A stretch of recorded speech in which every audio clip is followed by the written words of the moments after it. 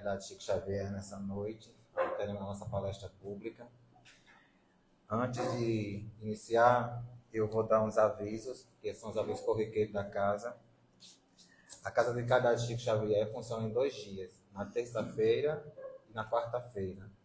Na terça, nós temos das 8 às 9 horas o estudo do EGE, que é o estudo sistemático da doutrina espírita, e é aberto a todos participar dos estudos junto conosco.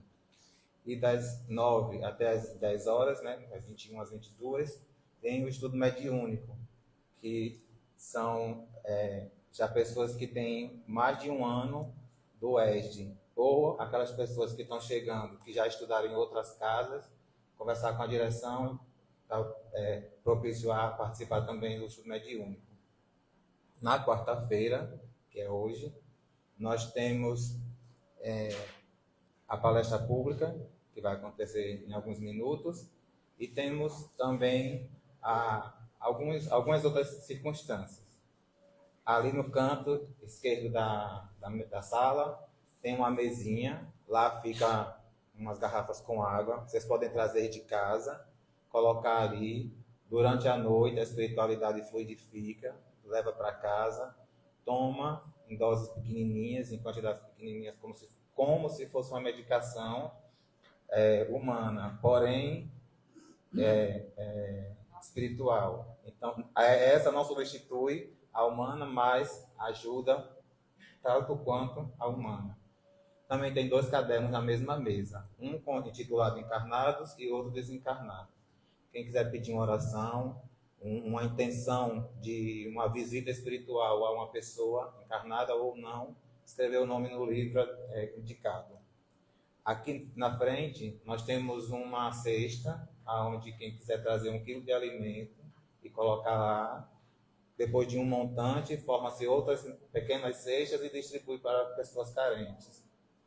Também temos o bazar, que é onde a gente consegue arrecadar dinheiro para casa, para suprir as necessidades, né, as contas da casa. Quem tiver uma roupa em casa que está adequada para o bazar, traz. E se não tiver adequada para o bazar, traz também, que a gente doa para outras pessoas que precisam. Temos também... Amanhã terá um curso de oratória, às 20 horas. Quem quiser participar, pode vir, a casa está aberta a receber todos que desejarem.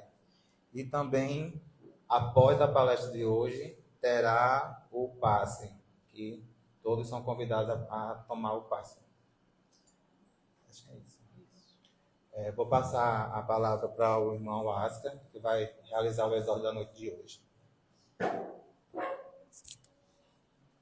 Meus irmãos, boa noite. Boa noite. O exórdio de hoje é do livro Chico Xavier, pelo Espírito Emmanuel, com o nosso, o capítulo 87, pondera sempre. E o que de mim, diante de muitas testemunhas, ouviste, confia a homens fiéis, que sejam idôneos, para também ensinarem a outros. Paulo, 2 Timóteo, capítulo 2, versículo 2. Os discípulos do Evangelho no Espiritismo Cristão muitas vezes evidenciam insofreável entusiasmo, ansiosos de estender a fé renovada, contagiosa e ardente. No entanto, semelhante movimentação mental exige grande cuidado, não só porque assombro e admiração não significam elevação interior, como também porque é indispensável conhecer a qualidade do terreno espiritual a que se vai transmitir o poder do conhecimento. Claro que não nos reportamos aqui ao ato de semeadura geral da verdade reveladora, nem a manifestação da bondade fraterna, que traduzem nossas obrigações naturais na ação do bem. Encarecemos, sim, a necessidade de cada irmão governar o patrimônio de dádivas espirituais recebidas do plano superior, a fim de não relegar valores celestes ao menosprezo da maldade e da ignorância. Distribuamos a luz do amor para os nossos companheiros de jornada. Todavia, defendamos o nosso íntimo santuário contra as arremetidas das trevas. Lembremos-nos de que o próprio Mestre reservava lições diferentes para as massas populares e para a pequena comunidade dos aprendizes. Não se fez acompanhar por todos os discípulos na transfiguração do Tabor. Na última ceia, aguarda a ausência de Judas para comentar as angústias que sobreviriam. É necessário atentarmos para essas atitudes do Cristo, compreendendo que nem tudo está destinado a todos. Os espíritos enobrecidos que se comunicam na esfera carnal adotam sempre o critério seletivo, buscam criaturas idôneas e fiéis, habilitadas a ensinar aos outros. Se eles que já podem identificar os problemas com a visão iluminada, agem com prudência nesse sentido, como não deverá vigiar o discípulo que apenas dispõe dos olhos corporais? Trabalhemos em benefício de todos, estendamos os laços fraternais, compreendendo, porém, que cada criatura tem o seu degrau na infinita escala da vida. Muita paz a todos. Obrigado, irmão Asca. O texto diz ali, distribuamos o amor, né? Distribuamos a luz, a verdade. É importantíssimo. Se não for possível, uma palavra que seja com um sorriso, um aceno, uma gentileza, porque de pouquinho a gente vai alcançando uma distância bem expressiva. Convido vocês a orar. Silenciemos nossa mente, busquemos uma conexão com Cristo nesse momento. Agradecidos por aqui estar. Teríamos inúmeros lugares para estar nesse momento. Uma farra, uma pelada, um bate-papo aleatório com amigos, ficar em casa sem fazer nada, absolutamente nada. Nós escolhemos vir aqui, na Casa de Caridade Chico Xavier, e não foi por acaso. Cristo tem uma proposta, Cristo tem uma mensagem para nós. Abramos nossos ouvidos de ouvir, que a gente possa entender e perceber que o melhor caminho é Cristo. Que nessa noite as verdades do Senhor nos alcancem. Fecunde o nosso terreno e que a gente brote para que o nosso viver seja uma realidade a caminho de Cristo e que outras pessoas, ao ver essa realidade, também possam o buscar. Que a misericórdia de Deus nunca nos falte. Que assim seja. Vou passar a palavra para a irmã Cristina, que é a oradora dessa noite. Boa noite a todos. Abençoados sejam todos os corações que aqui se encontram no dia de hoje. Gente, eu acho que vocês estão um pouco cansados da minha presença aqui. Hoje não seria eu, seria Tadeu Saboia. Mas como ele é policial e precisou de atender a um chamado do trabalho dele no interior, ele viajou e não pôde estar aqui. E todos os outros têm compromisso. Nosso irmão Mário está com uma irmã internada e eu estou aqui, né? Então, vamos conversar um pouquinho. Saímos do capítulo 5, né? Bem-aventurados aflitos, onde a gente falou muito sobre aflição, sobre sofrimento, sobre dor, refletiu sobre muitas coisas, né? E hoje nós começamos um capítulo novo, é o capítulo 6, o Cristo Consolador. Ele falou das dores, do sofrimento, das aflições, e agora nós vamos falar da consolação, né? E o primeiro título, o primeiro tema que nós vamos ver hoje é o jugo é leve, né? E nós vamos conversar um pouquinho sobre esse tema. Então, quando a gente ouve falar as palavras de Jesus, eu vou ler só o princípio aqui, que está em São Mateus, capítulo 11, ele diz o seguinte: vinde a mim, todos vós que sofreis e que estáis sobrecarregados, e eu vos aliviarei. Tomai meu jugo sobre vós, e aprendei de mim, que sou brando e humilde de coração, e encontrareis o repouso de vossas almas, porque meu jugo é suave e meu fardo é leve. E muitas vezes quando a gente ouve esse último trechinho, meu jugo é suave, meu fardo é leve, A gente fica se perguntando como é isso, a que se refere, o que significa esse jugo suave e esse fardo leve. Fardo é mais fácil da gente interpretar porque a gente sabe, localiza rapidamente na nossa mente o que é um fardo, o que é um fardo pesado e um fardo leve. Mas o jugo já é uma palavra assim que não é tão usual no nosso dia a dia, no nosso vocabulário, e muitas vezes a gente fica sem compreender, mas também muitas vezes a gente não vai pesquisar para saber o que é. E essa palavra jugo, ela é originária do latim, mas jugo com U, J-U-G-U. Então, com U. Não como é traduzido para nós com O, jugo, certo? Mas ela é originária do latim e significa canga.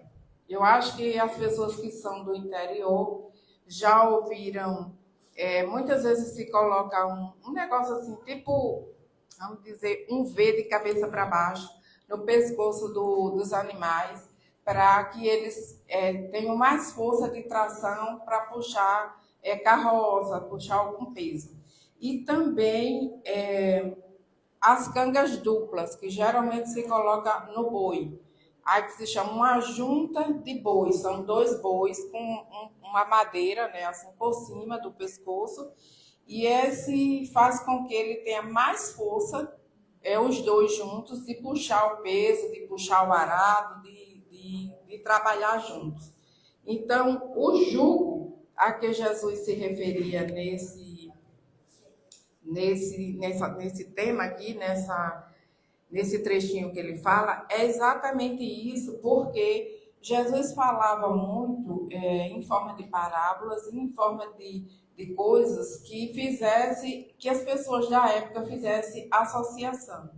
Ele não poderia usar termos ou palavras que as pessoas simples não pudessem compreender. Se naquele tempo eles lidavam com aqueles animais, com o arado, com a força bruta, então ele usou essa palavra para que eles pudessem entender a que significado isso teria.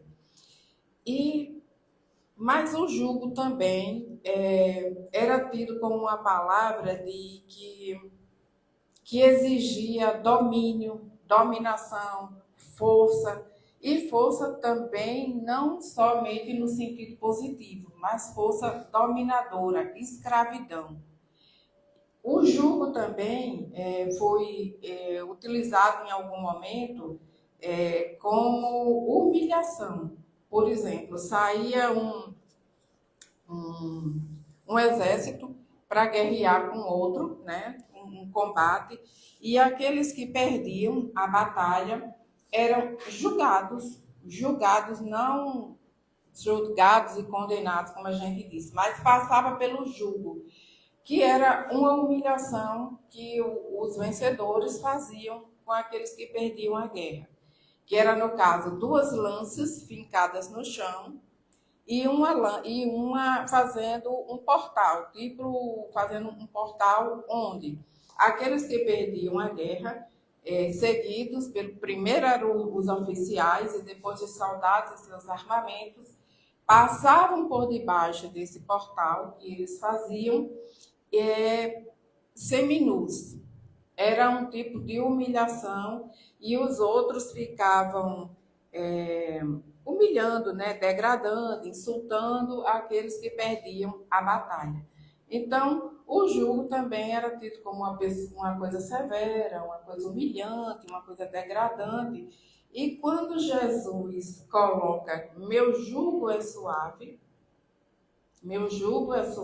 ele não está, ele está tirando todo esse peso desse jugo, como se entendia, da força, da humilhação, da degradação. Então, no Antigo Testamento, o jugo é tratado como no sentido de subjugação, escravidão, uma política de repressão.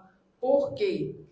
Porque no livro de Jeremias, profeta Jeremias, ele recebe uma mensagem para passar para a humanidade, né, que foi Deus determinou ao profeta Jeremias que passasse essa mensagem.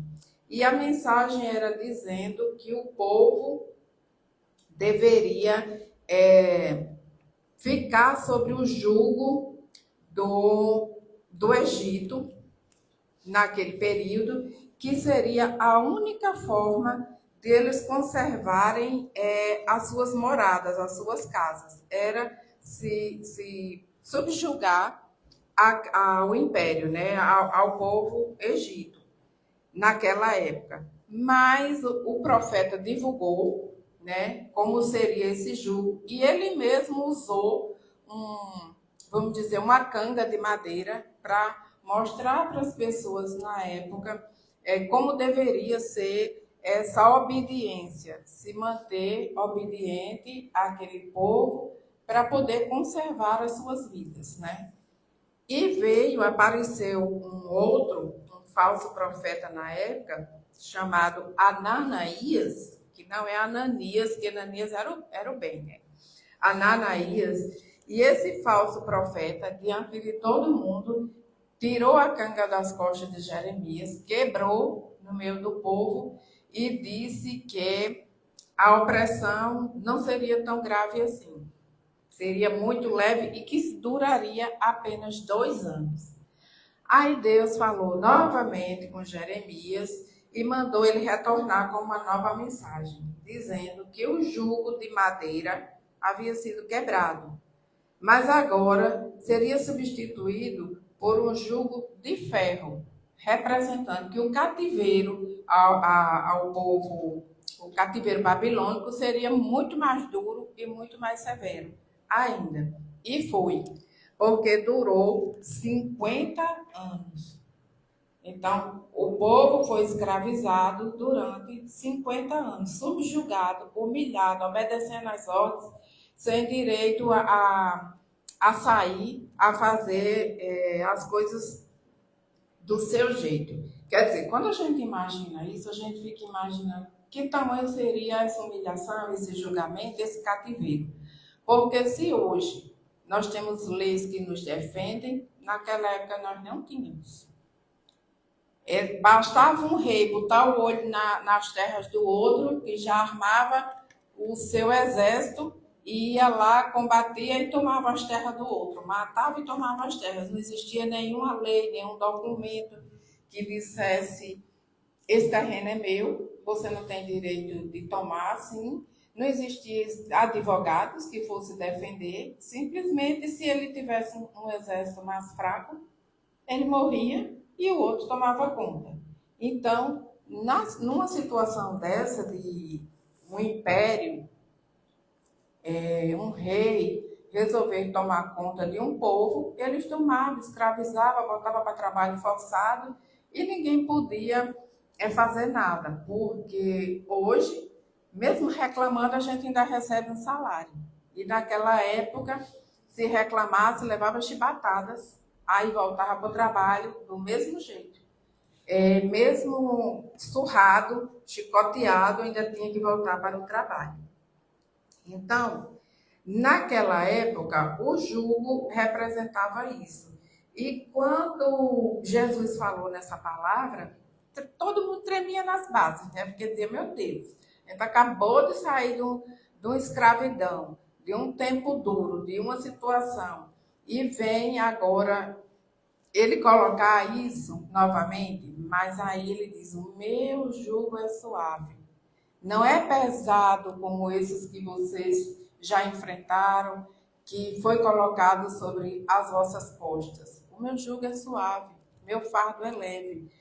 A única coisa que ele pedia era que a gente aprendesse a amar. A amar o outro, a perdoar, a ser caridoso. Então era com muita delicadeza, com muita suavidade, com muita humildade que Jesus colocava esse jugo. Então, como entender essa afirmação no meio de tantas decepções e sofrimentos que nós passamos ainda nos dias de hoje? Como olhar assim e e refletir que tem pessoas que passam por problemas tão difíceis, por grandes dificuldades, e aceitam com paciência, com resignação. Está ali se acabando de necessidade, mas está com um sorriso, está numa tranquilidade. E outros, pequeno que seja o problema, já faz um carnaval inteiro, reclama para Deus e o mundo e fica naquela aflição, né? Se lamentando, botando a culpa em todo mundo. Então, como é que a gente entende, diante desse chamado de Jesus, que tem uns que atendem e outros que se revoltam diante da mesma necessidade? Porque todos nós que aqui estamos, neste planeta, só o fato de ter nascido aqui, neste planeta, já nos indica que nós precisamos de muita melhora. Que ninguém aqui é superior a ninguém. A gente pode até ter um conhecimento maior intelectual, mas será que a minha moral acompanha o crescimento intelectual? E eu não posso ser um anjo de asa quebrada, de ter um intelecto lá em cima, mas a minha moralidade lá embaixo. Eu tenho que estar em igualdade para poder avançar para um outro mundo. Eu não posso estar com a minha moralidade também lá em cima, mas não conheço nada das leis, dos livros, estou fazendo pela minha cabeça. Não pode também ser assim. Então, quando nós aqui chegamos, todos nós fizemos um compromisso lá em cima. Embora não tenhamos essa lembrança, né? Graças a Deus, Deus na sua infinita misericórdia, na sua pedagogia divina, nos coloca um véu do esquecimento para que a gente possa restaurar essas confusões que a gente arranjou em outras vidas, com essas pessoas que a gente está convivendo hoje, sem se lembrar. Porque você já imaginou? Volto. Então, você já imaginou, de repente, Diego foi meu vizinho em uma outra vida, essa brincadeira aqui. E de repente Diego me assassinou. E agora eu tenho que conviver com o Diego aqui nessa sala, sentar bem pertinho dele, aqui. Se eu lembrasse que ele teria feito isso, qual seria a minha situação? É igual a de Ananias, né? Que foi curar a cegueira de Paulo, sabendo que Paulo foi lá para matar ele. Eu ia ficar o tempo todo com medo de estar perto de Diego. Assim também, como é que uma mãe receberia nos seus braços, aceitaria gerar no seu ventre uma criança, um espírito que foi um inimigo seu em uma outra vida? Como é que isso poderia acontecer? E nós sabemos que mesmo diante da grande pedagogia divina, ainda acontecem situações onde o espírito que está sendo gerado tem medo de encontrar aqueles pais e acontece o aborto espontâneo, ou como também os pais que assumiram aquele compromisso têm medo de receber, temem de alguma forma receber aquele espírito e resolvem fazer o aborto. E a gente sabe que isso acontece, mas a espiritualidade não desampara em momento nenhum. Quando essa família que está preparada ou se preparando para receber esse espírito nessa condição, é trabalhado através do sono, né? Quando essa família está no sono, a espiritualidade vem, conversa, leva o corpo fluídico para o mundo espiritual, orienta, trabalha essa mente para que essa mãe possa realmente acolher esse filho sem reservas. E quantas vezes, como tem um caso que a Anete Guimarães retrata, né, de uma mãe que casou, trabalhou, estruturou toda a sua vida e deixou para ter a filha lá pelos seus 30 e poucos anos. E quando ela teve essa filha, comprou tudo o que podia para ornamentar esse quarto, fez um enxoval belíssimo, se preparou, cuidou da sua medicação, do seu pré-natal, fez tudo corretamente. Mas quando essa filha nasceu, essa criança nasceu, uma menina, a menina não suportava o braço da mãe. Era colocar no braço da mãe e a menina cair num pranto desesperador, que não tinha quem calasse. Quando ia para o braço da avó, das enfermeiras, de qualquer pessoa, a criança se calava. E ela não podia se aproximar do berço, que a criança começava a chorar e entrava em desespero. E ela ficou muito desesperada com isso, sem saber o que fazer.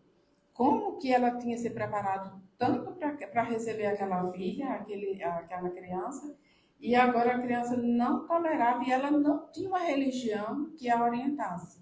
E ela foi buscar ajuda, né, nas casas espíritas, e se não me engano, com Chico Xavier, onde foi orientado que, enquanto a criança estivesse dormindo, ela fizesse prece e conversasse com ela, dizendo para ela o quanto ela a amava, o quanto ela tinha preparado, ela tinha esperado, ela tinha feito todo um planejamento para recebê-la, e independente do que tinha acontecido com elas no passado, se é que aconteceu, ela perdoava e ela queria de toda forma essa criança.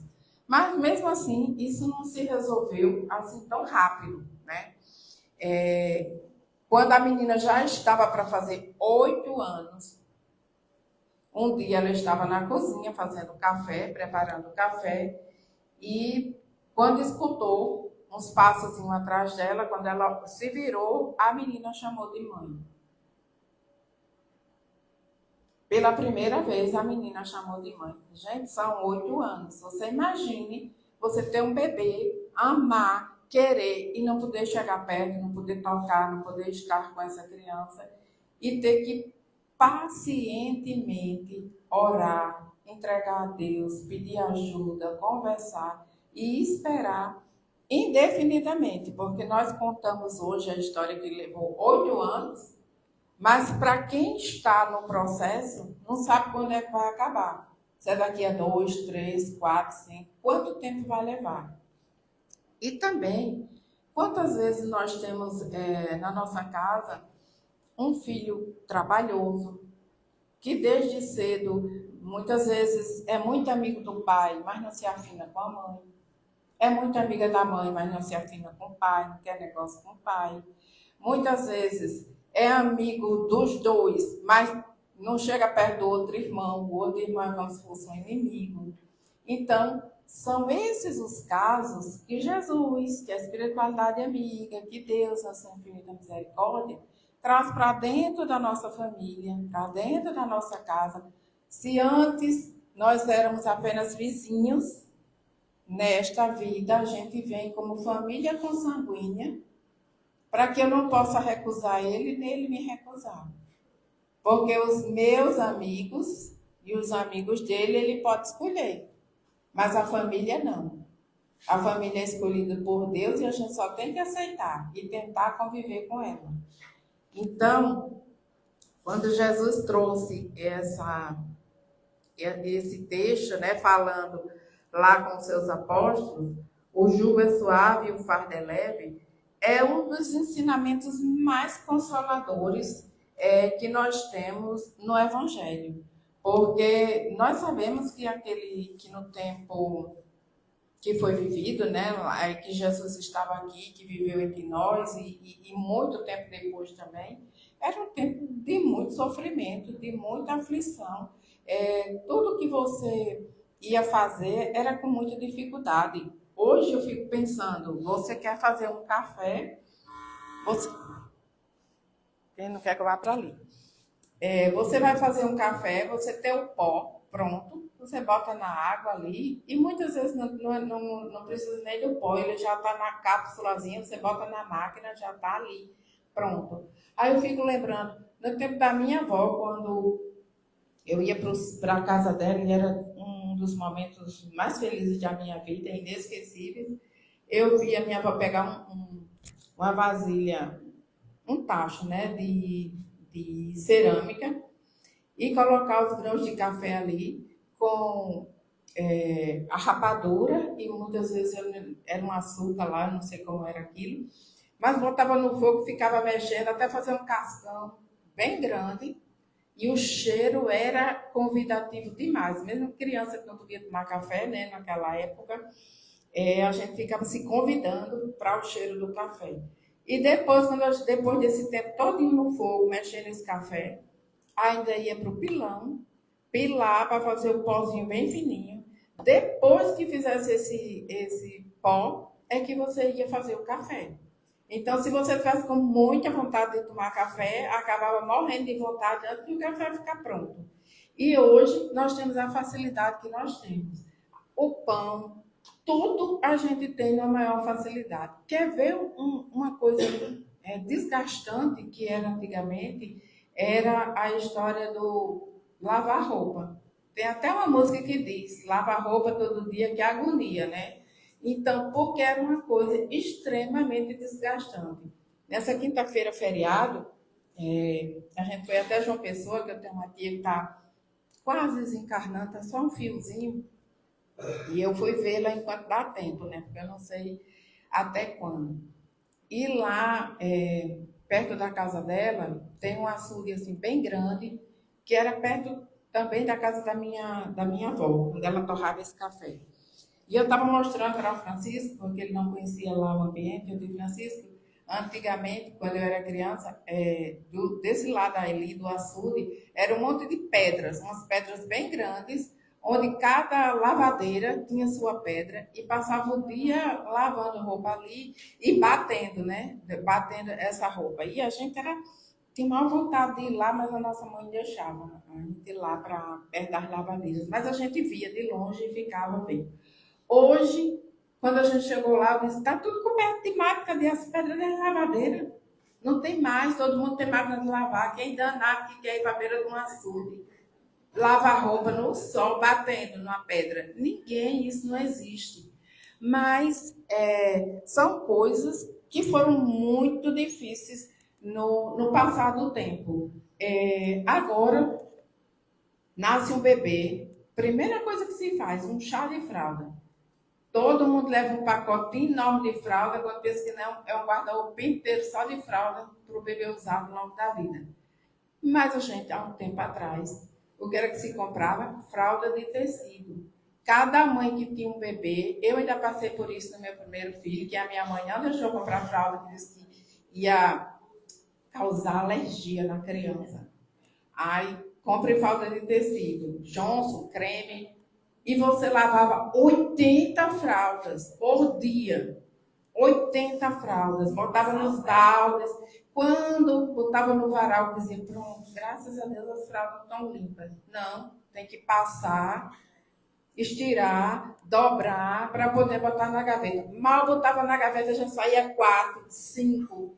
Era uma coisa assim infinita, um trabalho, uma mão de obra terrível. Então, veja quanto as coisas melhorou nesse tempo. E no tempo de Jesus, então, que não tinha nem mamadeira, né? Era um osso. Era um osso que era colocado, não tinha nem garrafa, né? Para a gente ter uma noção. Então, era um osso que era colocado vamos dizer, numa mochilinha de couro, amarrado para que a criança pudesse comer ali. Gente, criar filhos nessa época deveria ser uma coisa extremamente complicada e difícil. Então, diante de tudo isso que já passou, dessa evolução toda, Jesus vem para nós nos consolar, trazer essa palavra nova, essa renovação, saindo do Antigo Testamento, onde você deveria estar escravizado, humilhado, subjugado, e ele dizer, vinde a mim, que sou suave e leve, que sou humilde de coração, vinde a mim. E vem trazendo essa consolação para nós. Então, como diz o próprio texto aqui para nós, todos os sofrimentos, misérias, decepções, dores físicas, perdas de entes queridos, encontra sua consolação em Jesus, na fé no futuro e na confiança na justiça de Deus. E na confiança na justiça de Deus. Porque muitas vezes nós falamos aqui em justiça, mas no nosso mundo não existe justiça e nem tem como haver. Por exemplo, nós vemos algumas vezes no noticiário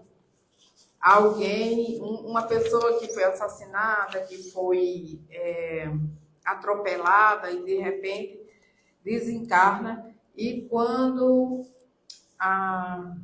o jornalista vai falar com a família grita logo: nós queremos justiça. Mas nós sabemos que na realidade não é justiça. Eles estão querendo vingança por aquele ato que aconteceu. Porque por mais que aquela pessoa que cometeu aquele ato falhe naquele momento, seja julgado, fique preso, receba uma condenação grande, que a maior no Brasil é 30 anos, né? Quer dizer, pode você receber até 150 anos, mas só fica preso 30 anos. Mesmo assim, não existe a justiça. Porque a justiça é uma reparação. E não existe a reparação, porque se ele ficar o resto da vida dele lá na cadeia, preso, não vai trazer de volta aquela vida que foi retirada. Então, você pode haver até o castigo, mas não existe a justiça. A justiça somente a divina. Aquela que você tirou a vida de alguém, na outra você vai dar a vida para ela. Você foi negligente com seu filho agora, na próxima você vai implorar para cuidar dele. Eu sou um filho, fui ingrato com meu pai. Não se preocupe, não. Você vai voltar e você vai pedir para ter uma vida de devotamento com seu pai, com a sua mãe. Então, Jesus vem trazer essa consolação para nós, que nada fica sem reparação. E diante de um tempo tão difícil que eles viviam, uma atrocidade tão grande, onde eles eram subjugados, onde eles eram escravizados, humilhados, não tinham direito a reclamar, e se reclamassem ainda era chicoteado. Reclamar para quem? Só para Deus. Só tendo fé em Deus. E muitas vezes a gente ouvia dizer, a fé deles é tão grande que eles descem ao circo sorrindo. E a gente ficava, meu Deus, como é que pode? Eu mesmo, quando não refletia o Evangelho dessa forma que o Espiritismo mostra para a gente, eu dizia, como é que a pessoa pode? Porque naquela época dos cristãos, né, eles tinham aquelas arenas, onde eles pegavam os cristãos, prendiam e colocavam para ser devorado pelos animais. Ou então, para ser colocado, para lutar com aqueles gladiadores até a morte. E muitos desciam ali sorrindo. E eu ficava imaginando como é que eles indo ser devorados pelo bicho, pelo animal, pelo leão lá, pelo tigre, sei lá, o leopardo, o bicho que estivesse lá. E não entrava em desespero, não fugia, não corria para um lado nem para o outro para tentar se livrar daquilo ali. E o Espiritismo vem explicar para a gente que na hora que você tem a sua fé em Deus, que você acredita firmemente em Deus e que você dá testemunho dessa verdade para onde você for, não como Pedro que negou Jesus 3 vezes, mas que a gente não abre mão dessa fé. No momento que ia acontecer esse ataque pelos animais, o espírito já não se encontrava ali. O corpo estava, mas estava como se tivesse desligado. Ele não ia sentir a dor, o medo, a aflição. Ele estava confortado por Deus e pela espiritualidade. Pelaquela fé por não ter aberto mão daquilo que ele acreditava, não ter negado Jesus em momento nenhum. Então, se nós tivermos essa mesma fé, esse mesmo compromisso, grandes coisas a gente pode fazer, pode se realizar nas nossas vidas. E quando Jesus convida as pessoas a tomarem o seu jugo, é um convite a ser um discípulo, a uma obediência, a uma submissão aos ensinamentos, sendo descrito como suave e leve. Porque a gente sabe que todo esse mundo espiritual existe, que todas essas bênçãos existem, mas existe uma condição para a gente chegar e alcançar. Não é assim para qualquer um, quer dizer, é para todos, mas nem todos que são chamados se escolhem. É diferente. Muitas vezes a gente ouve, muitos são chamados e poucos são os escolhidos. Mas é uma forma de tradução um pouco diferente, porque quando a gente vai para a tradução mais original, a gente vê que a colocação é diferente. Muitos são os chamados e poucos são escolhidos. Então, Jesus chama a gente todos os dias para ajudar aquele que está na rua. Se você está numa fila de banco, tem uma pessoa com a alça virada, você ir lá, meu irmão, a alça está virada, deixa eu ajeitar aqui. De repente tem uma pessoa que precisa de alguma ajuda, de alguma palavra. Todos os dias, em todos os momentos, a gente é chamado.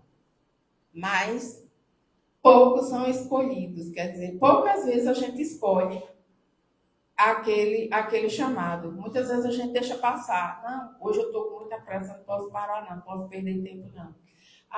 Não vou me meter não, porque de repente ela não gosta. Não, e a gente vai sempre dando uma desculpinha e passando adiante. Então, muitos são chamados, poucos escolhidos. Nós escolhemos muito poucos daqueles chamados que Deus coloca na nossa frente todos os dias. E continuando aqui, e ele diz, que atendendo aos desígnios do alto, nós não iremos dificultar ainda mais a nossa situação. Quer dizer, todo esse jugo suave, esse fardo leve que Jesus promete para nós, mas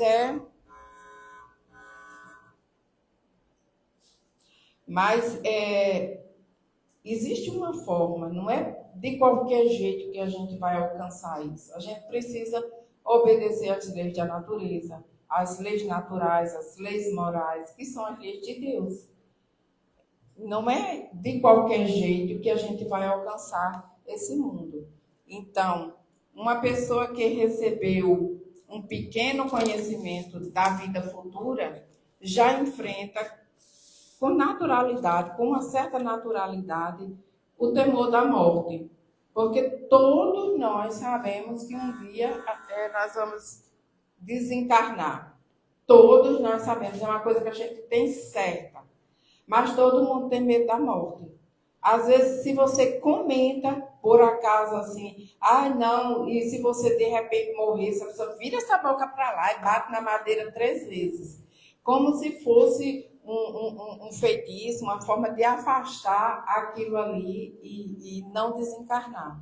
Mas nós, que já conhecemos, que a espiritualidade já veio falar para nós, como é o mundo espiritual, o que é que acontece, quais são os caminhos que a gente percorre, como é que eu tenho que me comportar para não sofrer mais, para aliviar minhas dores. A gente já enfrenta a morte com uma naturalidade, com uma forma mais leve, mais suave, como diz Jesus. Mesmo assim, se eu perguntar hoje, quem é que quer desencarnar essa noite?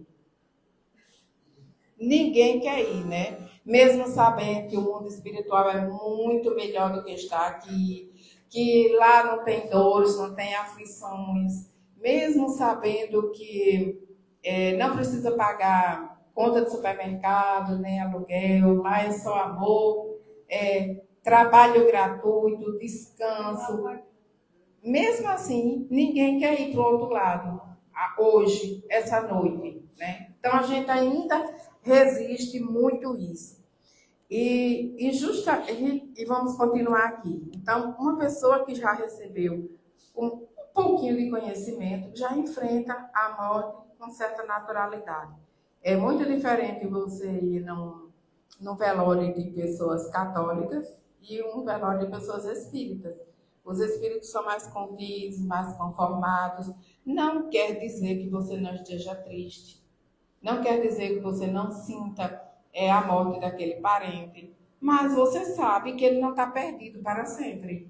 Que a gente vai se encontrar em um outro momento. Apenas mudamos de plano. Ele está no plano dos espíritos e nós estamos no plano da matéria. E é por isso que trata as dificuldades com outros olhos, né? com outro entendimento. E é justamente com esses outros olhos, né? Com esse novo ponto de vista, que a dimensão da vida futura se torna um fardo leve para nós. Quando a gente pensa dessa forma, as coisas parecem mais suaves, mais leves. Quando você sabe e confia na justiça de Deus, mesmo que você passe por dificuldades, por injustiças nesse mundo, você está confiante de que Deus está vendo e que vai tomar conta dessa situação. Talvez não seja nessa vida, para que a gente possa ver o resultado, mas com toda certeza não vai passar desapercebido aos olhos de Deus.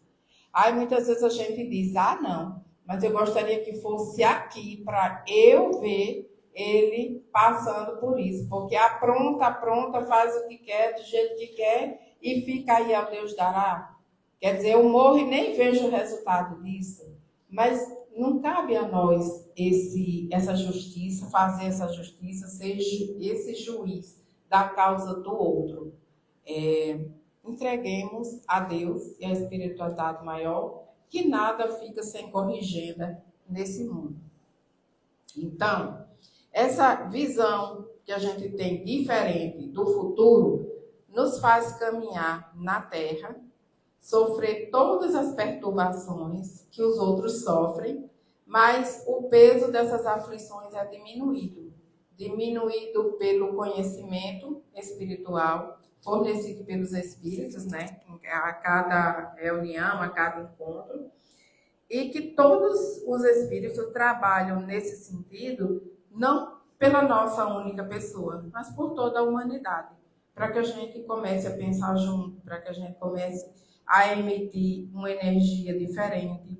E quando a gente olha a vida espiritual dessa forma, é como um homem que sobe lá em cima de uma montanha. E lá de cima ele consegue ver todo o plano e tudo o que acontece. É muito diferente quando a gente tem a visão do todo, de tudo o que está acontecendo, do que quando a gente está lá no fundo do vale, olhando para cima da montanha, que a gente só consegue ver algumas coisas. Então, se a gente olhar do alto, a gente consegue ter uma dimensão maior daquilo que acontece. E esse texto é um convite, né, que Jesus nos faz realmente, trazendo esse consolo. Quando ele diz, vinde a mim, todos vós que estáis aflitos e sobrecarregados. O convite não é apenas para buscar alívio emocional imediato, né? Mas para que, adotando os ensinamentos de Jesus, a gente possa seguir por um caminho de transformação interior. É isso? E também ele traz a fé como uma fonte de consolação, né? As dores, as perdas e decepções se tornam mais suportáveis quando a pessoa acredita que a existência não se limita à vida material, e que há uma justiça divina que transcende tudo isso. Porque sem essa esperança, as aflições tendem a parecer muito mais pesadas e sem propósito. quando fala sempre quando a gente não acredita, né, na fé no futuro, eu lembro que o meu filho, eu tenho um filho que se chama Gustavo, que ele sempre foi muito questionador. Quando eu ainda frequentava a igreja católica, que eu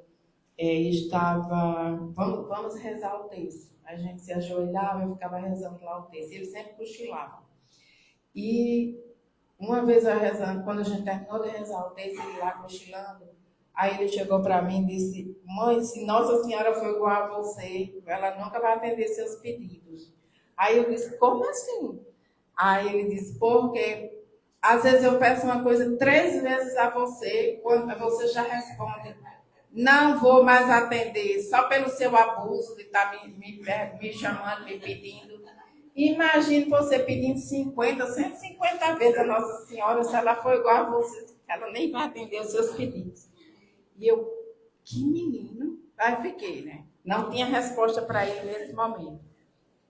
Outro dia, eu falando sobre o Evangelho, sobre as coisas, e que você não tinha culpa quando você não conhecia do assunto, mas quando você passava a conhecer, aí era cobrado de você. Aí, mãe, para que você me disse isso?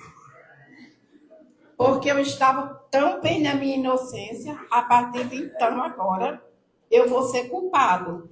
Aí eu, tá ótimo, tá, muito bem.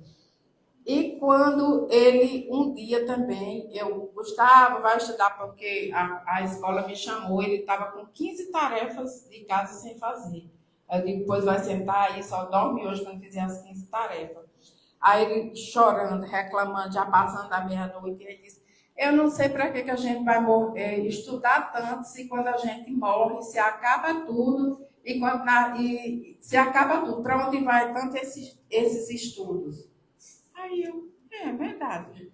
Fiquei também sem resposta, né? Porque naquela época que a gente ia da Igreja Católica, a Igreja Católica não admite que a gente renasce novamente. E para que estudar tanto? Para que tanto conhecimento? Para que tanta coisa, tanto sacrifício, se realmente quando morrer, acaba, né? Mas o Espiritismo já nos mostra diferente. Tudo que você aprendeu aqui não se perde. É um conhecimento que vai ser somado nas vidas futuras, nas oportunidades futuras que você vai ter, né? Você vai chegar aqui já com conhecimento novo. Muitas vezes você, por alguns deslizes desta vida, você é bastante inteligente, mas nasce num povo ainda bem com dificuldade de conhecimento. Por que Deus faz isso?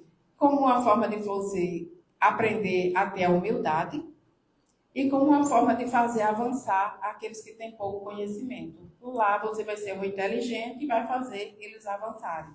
E dessa forma você também vai estar praticando a humildade de ter que conviver com aquelas mentes mais simples, que conhecem menos.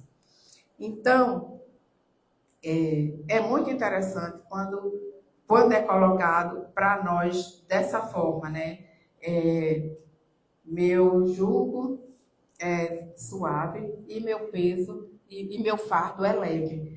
A gente começa a encarar as coisas de uma forma diferente, pensar de uma forma diferente. Quando surge aquele problema, você já não fica mais se lamentando, se desesperando, culpando todo mundo. Você já fica: o que é que eu preciso aprender com isso? O que é que eu preciso fazer para sair dessa situação? E a primeira providência que você toma é levar o pensamento a Deus e fazer uma prece. Meu Deus, me ajude, porque eu já fiz de tudo e agora é com você, porque eu já não sei mais o que fazer. E com certeza a resposta chega. Chega para todos nós, não talvez no tempo que a gente espera. Que a gente sempre é muito ansioso, quer que rezar agora de noite e amanhã de manhã, a solução já tenha chegado. Mas com certeza vai chegando, e vai chegando bem devagarzinho para todos nós. Que Deus esteja conosco hoje e sempre. E obrigado pela atenção.